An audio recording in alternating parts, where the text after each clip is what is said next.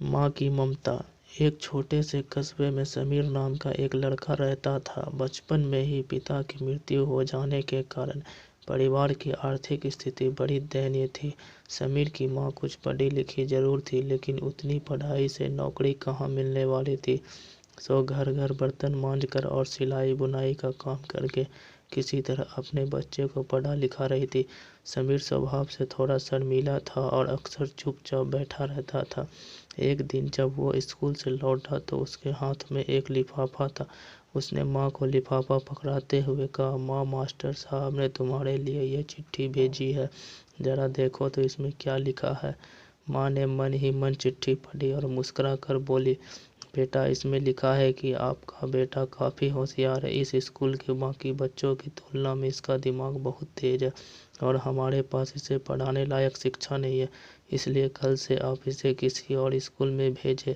यह बात सुनकर समीर को स्कूल ना जा सकने का दुख तो हुआ, पर साथ ही उसका मन आत्मविश्वास से भर गया और कुछ खास है और उसकी बुद्धि तीव्र है। माँ ने उसका दाखिला एक अन्य स्कूल में करा दिया।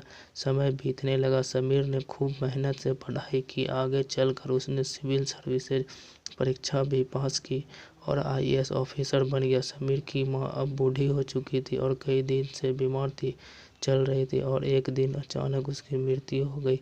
समीर के लिए ये बहुत बड़ा आघात था। वह बिलख बिलख कर रो पड़ा। उसे समझ नहीं आ रहा था कि अब अपनी माँ के बिना वो कैसे जिएगा। रोते रोते उसने माँ की पुरानी अलमारी खोली और हाथ में उनकी माला, चश्मा और अन्य वस्तुएं लेकर चूमने लगा। उस अलमारी में समीर के पुराने खिलौने और बचपन के कपड़े तक संभाल कर रखे हुए थे। समीर एक एक कर सारी चीजें निकालने लगा और तभी उसकी नज़र एक पुरानी चिट्ठी पर पड़ी। दरअसल यह वही चिट्ठी थी जो मास्टर साहब ने उसे 18 साल पहले दी थी। नम आंख से समीर उसे पढ़ने लगा। आदरणीय अभिभावक, आपको बताते हुए हमें अफसोस हो रहा है कि आपका बेटा समीर पढ़ाई में बेहद कमज़ोर है और खेल कूद में भी भाग नहीं लेता है। जान पड़ता है कि उम्र के हिसाब से समीर की बुद्धि विकसित नहीं हो पाई, अतः हम इसे अपने विद्यालय में पढ़ाने में असमर्थ हैं। आपसे निवेदन है कि समीर का दाखिला किसी मंद बुद्धि विद्यालय में कराइए अथवा खुद घर पर रहकर इसे पढ़ाइए। सादर, प्रिंसिपल।